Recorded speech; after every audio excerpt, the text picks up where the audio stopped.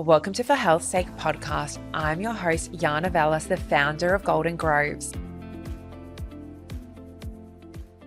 This podcast is proudly brought to you by Imbibe, where clean beauty meets clinical innovation. Their products are designed to promote glowing skin, a healthy gut, and deep restorative sleep, because true radiance starts from within.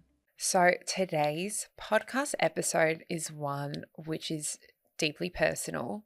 If you follow me on Instagram, or if you've ever read my Substack on grief, you will know that when I was 24 years old, so 3 years ago, I lost my mum to breast cancer. It was by far the most emotional, tumultuous period of my life, and also the most heartbreaking experience of my entire life. Not only because I lost my mum, but if you have ever had any experience with someone that has a terminal illness or a severe illness, you are also grieving that period when that person was unwell.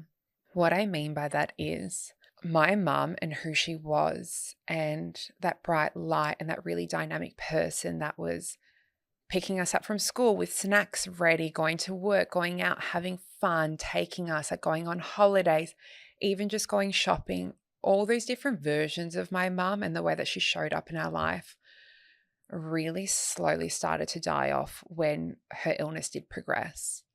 When someone is really ill, they start to change from the outside. They might lose their hair might be changing color, their skin might be changing color, they might be aging, they might have less energy.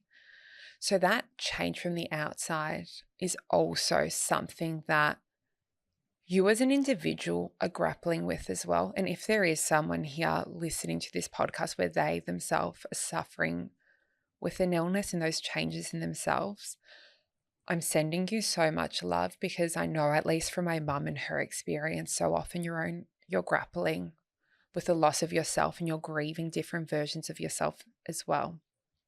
Now, whilst this episode is really touching on my experience and the loss of a parent and going through cancer, I know that so many of us experience different forms of grief, whether it's heartbreak, whether it's feeling like we've lost ourselves, a miscarriage.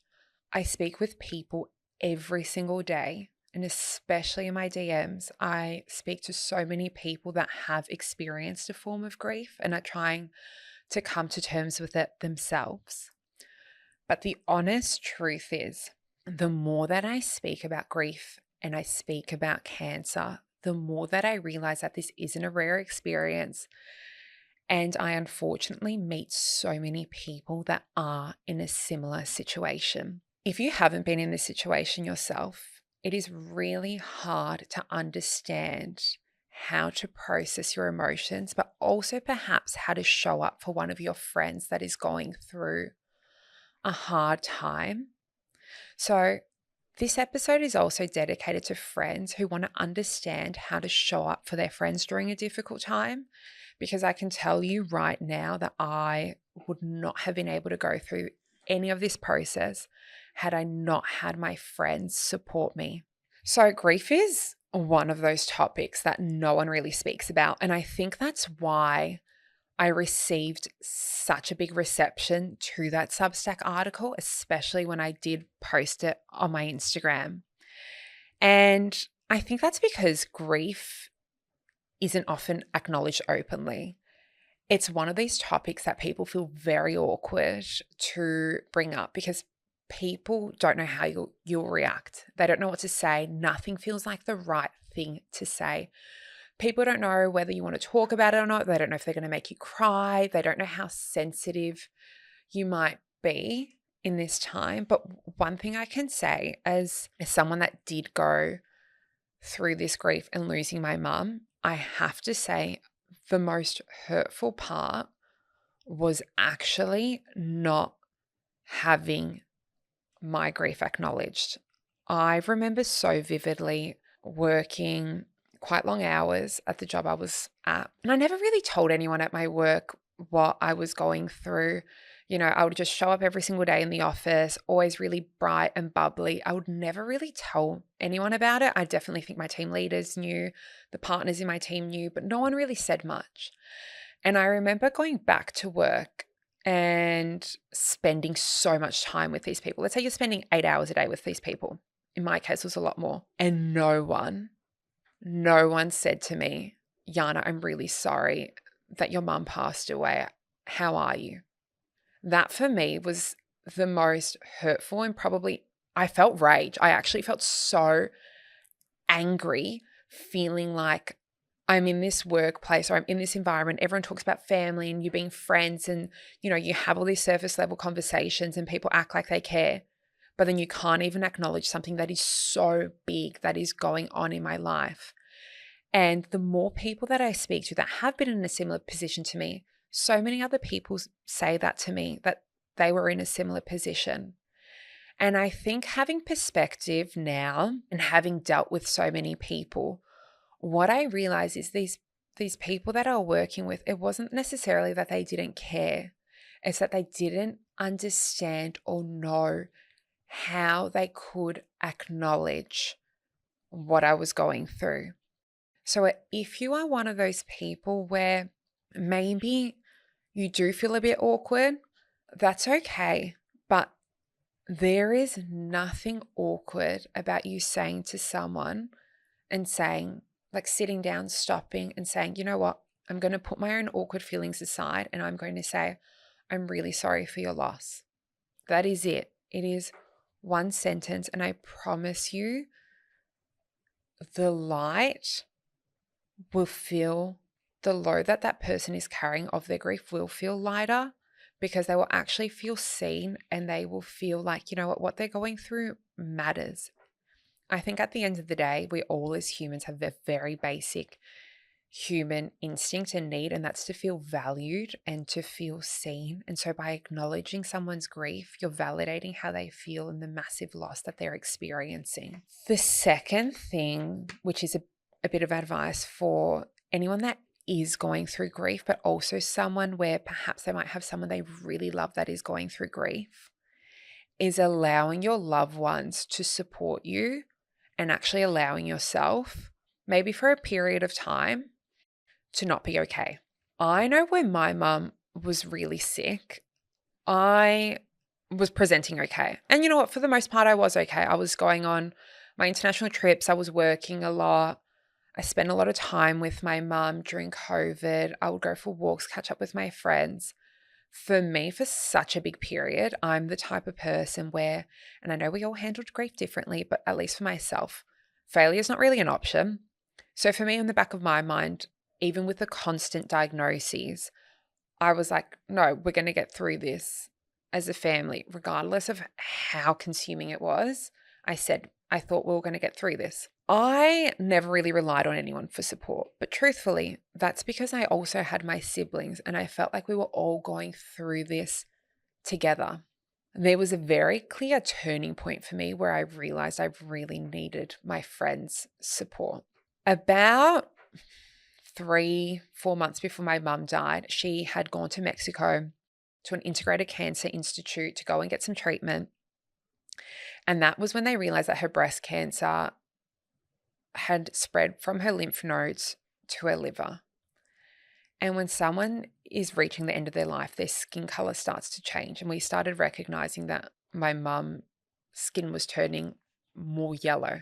Anyway, that was really hard to deal with. And just even seeing the changes, but mentally I was like, no, you know what? We're going to get through this. My mum came back and all was well. And I had gone overseas with my sister for work. I remember coming home and we're at the airport in Dubai and I was texting my dad and he told me within all the 4 years that my mum was sick, we'd never received a timeline before. And we were at the airport in Dubai and I was messaging my dad and he told me, he's like, your mum has received a death sentence. She's got 2 months to live. And I remember feeling that. Like I had never had that emotion of defeat and that much powerlessness in my life. And I remember realizing, like, I have to accept this. I have to accept this so I will be able to survive this, because for me, my worst nightmare has always been something happening to my family. And I knew that if I didn't accept this and if I didn't have the people around me to accept this, my friends, and be there to support me, I wouldn't survive it. We have a tradition in the Greek Orthodox culture, and I know that there's probably a lot of other nationalities as well that have something quite similar. It's when someone passes away, straight away, the following morning, that evening, people within your community that are close to the deceased will come to your house.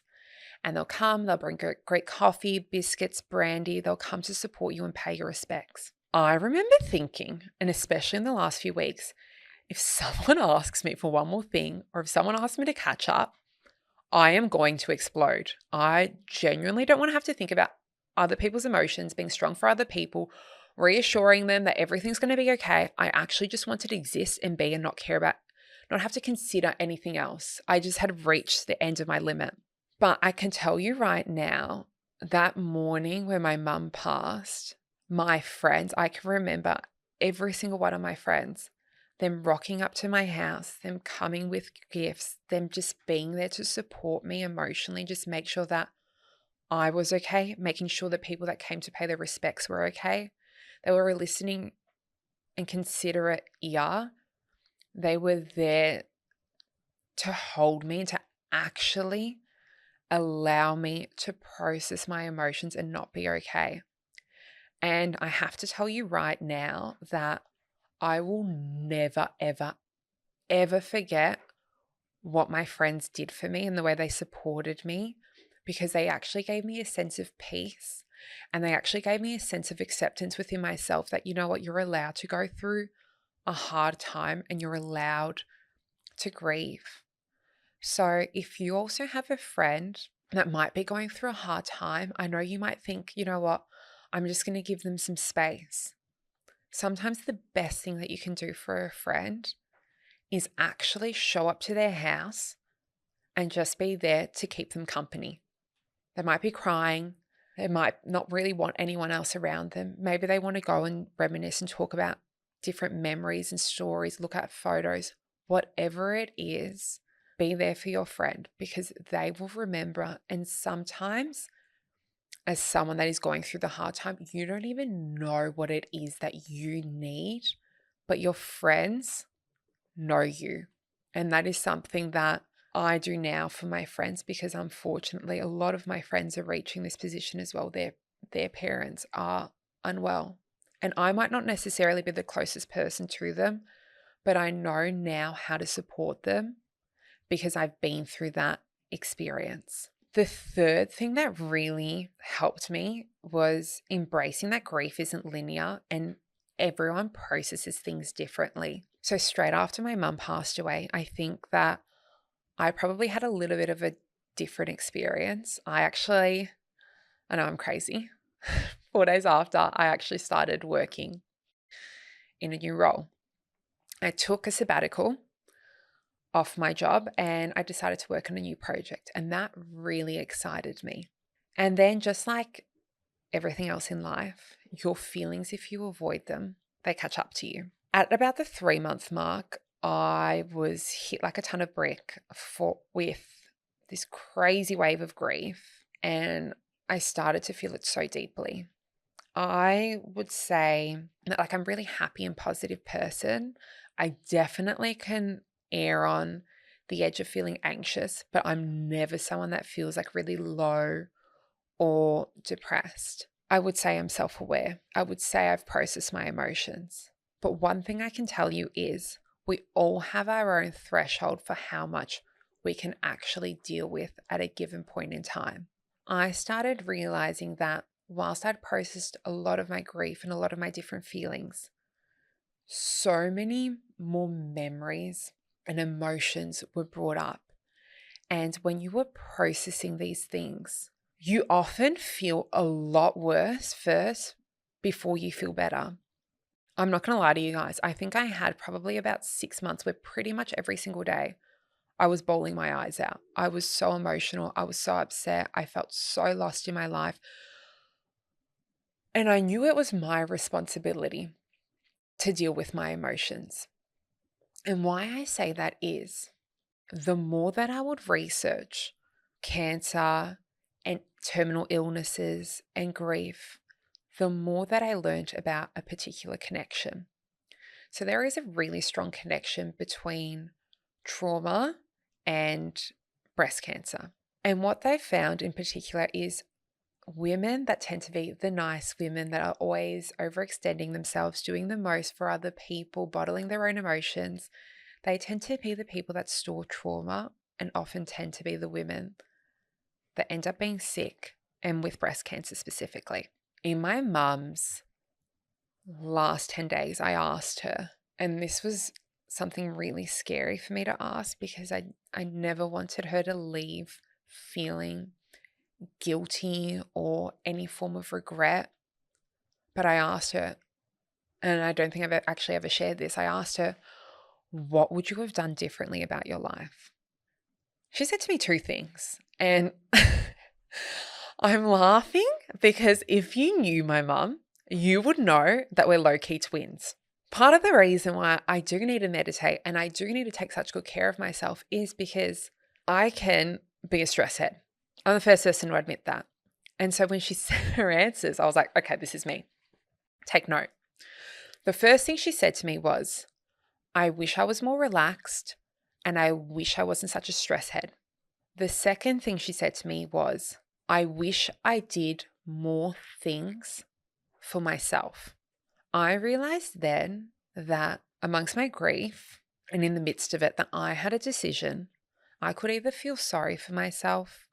I could either go out and like party, drink, evade my emotions, deal with any form of coping mechanism, maybe eating my emotions, or I could actually work through this so that, God willing, if I have children one day, they're never in this position where they have to deal with a mum suffering from a terminal illness and passing away at an early age. So I started to actually get to know myself and my grief. What I did to actually start addressing the grief was I started working with a life coach. I felt a lot of shame actually even taking that first step because I've always been someone where I felt like if I was seeing a life coach or going to therapy, it meant that I had issues. It meant that I wasn't perfect. It meant that I wasn't okay. And for me, I associate baggage with being unlovable. But what I learned through actually having the courage to take that next step was I got such a deep understanding into who my mum was and also who my family is and why we are the way we are. So I saw a life coach who specializes in something called IFS, which is internal family systems. And how this works is essentially it breaks down your family tree. So you map out your great grandfather, your great grandmother, your grandparents, your parents, all their siblings, you as children, your siblings. And it breaks down common themes that are happening in your family as well as different traumas. And what I realized is at the end of the day, my mum was someone that had suffered through a lot of trauma during her upbringing in Greece, experiencing a lot of poverty and at times stress, financial stress, even just stress constantly running around after 4 children and internal pressure that she had put on herself. And through seeing my mum as just another human trying her best, I also was able to, I don't want to use the word forgive, but I don't have a better word for it. I think I came to understand / forgive her a little bit because if you have dealt with someone that does have a terminal illness, something that people don't speak about is when they're really unwell, they're also grappling with the idea of their own death, their own mortality.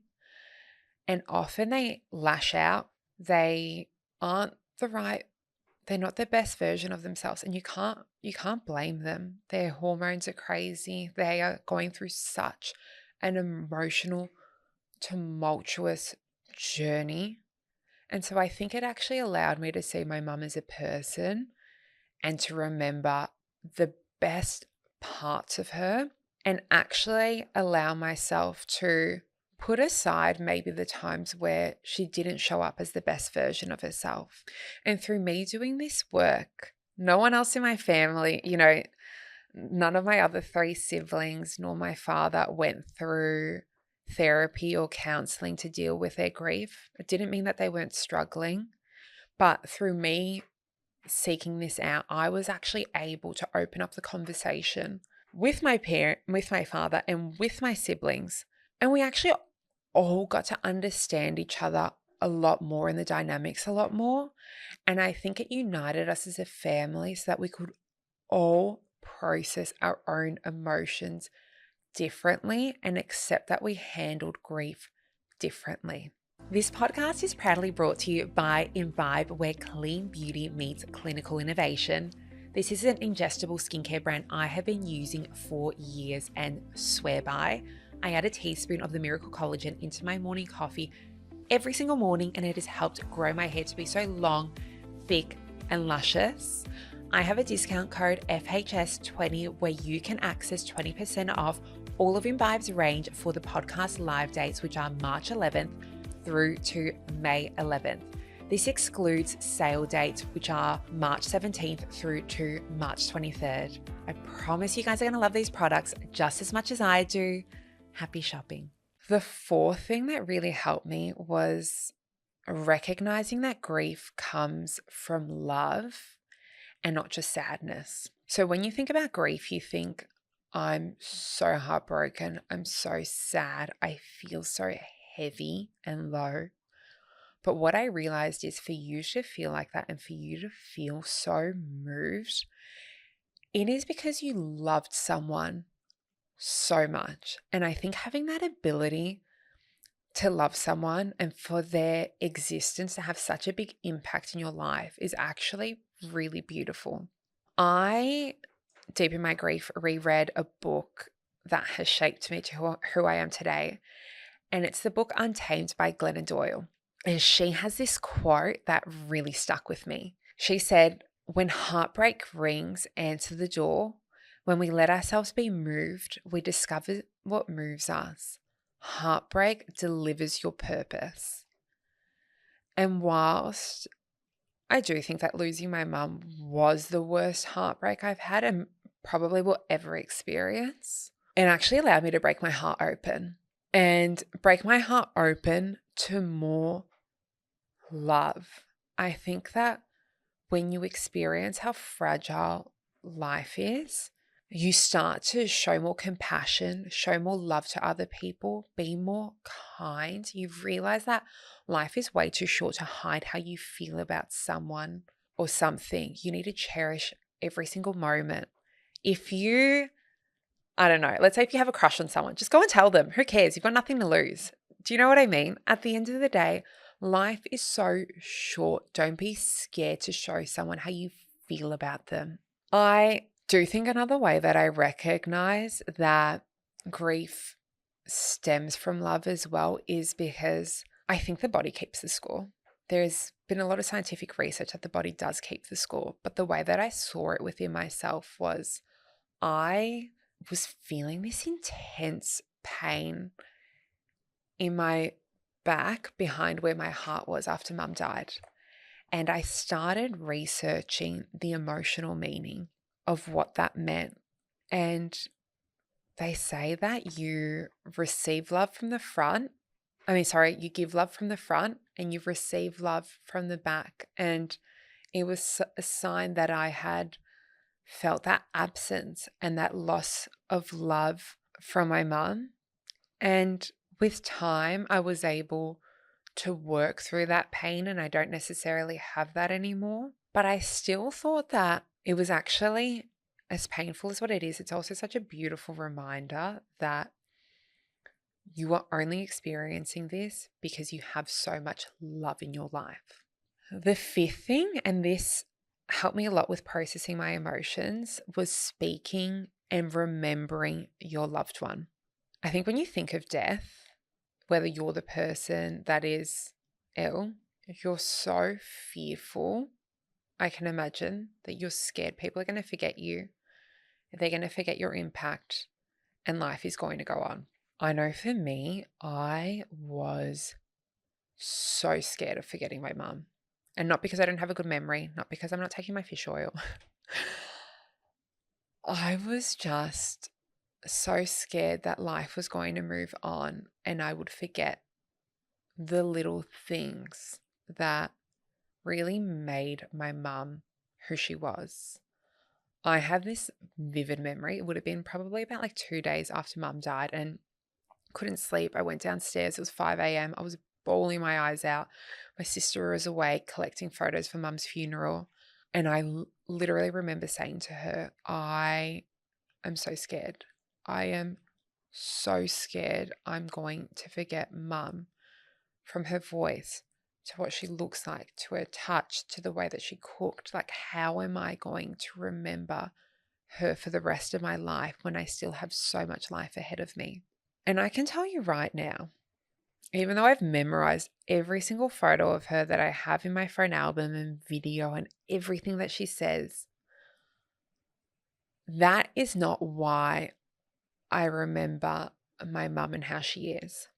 I remember her because I speak about her with other people. And this is the most important part, because my mum might not be with me, and the person that you might love that you may have lost might not be with you, but they are still alive and they're living if you're speaking about them, because you are their legacy, and speaking about them keeps their spirit on and keeps their spirit alive. Because I'm going to give you guys an example. My mum had a best friend, and maybe she's listening to this, Ange. Ange has known me since the day I was born, and she was best friends with my mum. She helped my mum a lot during her cancer journey, and I actually didn't find this out until a year and a half ago. But when I was struggling a lot, my dad had messaged Ange to go for walks with me at night, because I would go for beach walks, and my dad was like, can you please be a motherly figure to Yianna and go for walks with her? You really understand Dimitra, who was my mum, and I think you can really provide great guidance and support for her. I had no idea my dad had set Ange up to this, but I can tell you something. Through speaking with Ange on these walks about my mum, the best parts of her, probably the more challenging parts of her, it actually kept my mum's memory alive. And it actually made me realize that she's not going to be forgotten. She actually served her purpose, which was, I really think that my mum was destined and put on this planet to be a loving mother. That's actually really what she wanted to do in her life. And even though it was such a shame that she wasn't able to be here any longer, she really felt fulfilled in her life. And that allowed me, through speaking about her and her journey, to process that experience.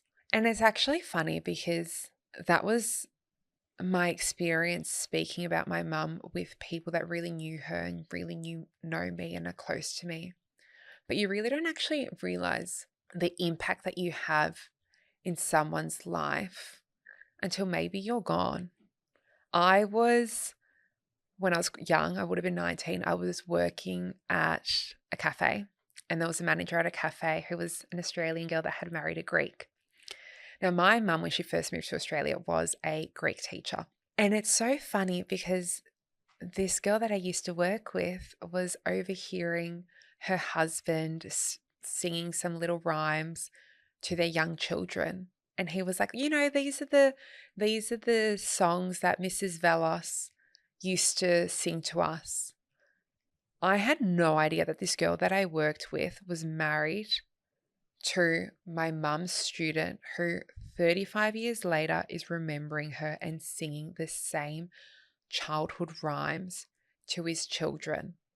And so you might not necessarily see the direct impact of what someone might have, and you might think that you're mourning this person and their memory is not living on. But trust me, the person that you love and have lost has touched so many people in their life and within their lifetime that they're always there with you and they're always living in people's memory. The final thing and realization that has helped me has been actually leaning into my vulnerability, because as I mentioned, grief can break your heart open and you can actually turn your pain into purpose. I remember listening to a podcast a couple years ago. It was a Transform podcast episode with Sammy Clark, and she said something.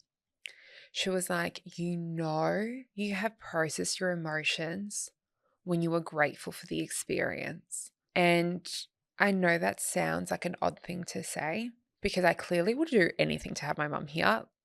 Like, I probably would chop off a limb to have her here. But if I had not experienced this process and emotional roller coaster of grief, I would not be the woman I am today. And I very likely would not be sitting here speaking to you guys. I think that I'm far more compassionate. I can have a lot more hard conversations. I actually know how to acknowledge people's grief, whereas I wouldn't have had any sort of idea how to previously. I know how to show up for people for their best and their worst and everything in between. And I think that the biggest lesson has been that I know how fragile life is, how short it is, but I've realized that we as humans are far less fragile than what we actually think that we are. I remember a few months before my mum died, I became really good friends with this girl, Stevie, who lives in Byron. And she had been through her own cancer journey. She recovered when she was quite young, and then her mum got sick. And then her mum passed away, and she had been her mum's caretaker. And I remember meeting her probably about 3 weeks after her mum died and looking at her in awe, being like, how the hell are you functioning the way that you are? You were so remarkable. I have no idea how you're doing it. And she was almost like this vision holder for me.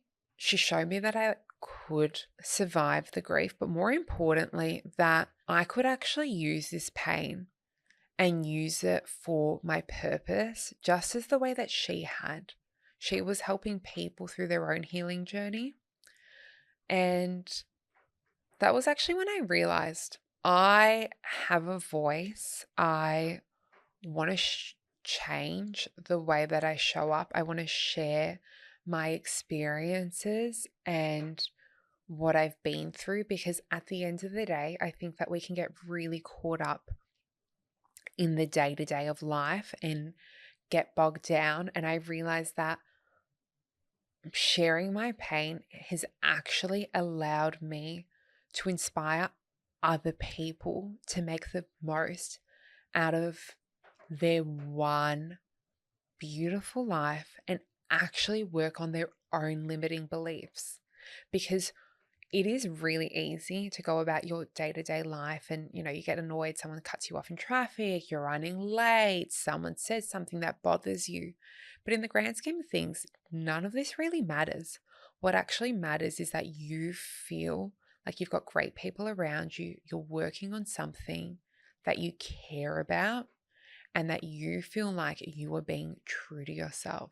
And so that's why, in a very roundabout way, I feel grateful for this experience, because it showed me that there is so much more to life than the superficial things. And of course, you don't need to go through grief to come to that realization. For me, this was just something that magnified it for me because, as I said, I went through this experience at a really young age. And I wish that no one actually has to go through this, because it is such an emotional roller coaster. If you are going through this and if you are deep in your grief, my biggest piece of advice is to allow yourself to process your feelings and your emotions. Give yourself grace, whatever sort of experience that you're going through. But at the end of the day, no one, especially if you've lost someone, wants you to feel miserable. No one wants you to feel guilty for moving on about your life. I remember even feeling guilty going, whether it's to events or traveling or feeling happy. I felt like anytime I was happy, there was still something missing, or maybe I'd feel some guilt about laughing. But at the end of the day, I remind myself, I'm like, my mum fought so hard to have what I'm able to experience today. And I know that should be looking with so much pride because the people that have left us actually want to see you do so well. They watch over you. They are your guardian angels. And now I've really learned and I've lent into guardian angels. Please look out for me. I say, Mum, please watch out for me. Have a little symbol. I know for me, it's a white butterfly. Whenever I see a white butterfly, I know it is my mum. And it's so funny because she always pops up in all these little random situations where I'm thinking of her. It is crazy. You don't need to feel someone around you all the time, but only because you can't feel them doesn't mean they're not watching and they're not so proud of you. You have so much strength. And I think that strength carries you through and makes the person so proud of you that is missing you. And you know what? If you're going through a heartbreak or a breakup or a friendship breakup, that strength should make you proud of you because at the end of the day, you are doing life for you. Now, I'm sending you all so much love, especially if you're experiencing this. If you are a friend that is there supporting another friend going through a hard time, know how lucky they are to have someone like you that's actually listening to this and actually cares enough to support them. I love you guys. Thank you so much for listening to me and my story.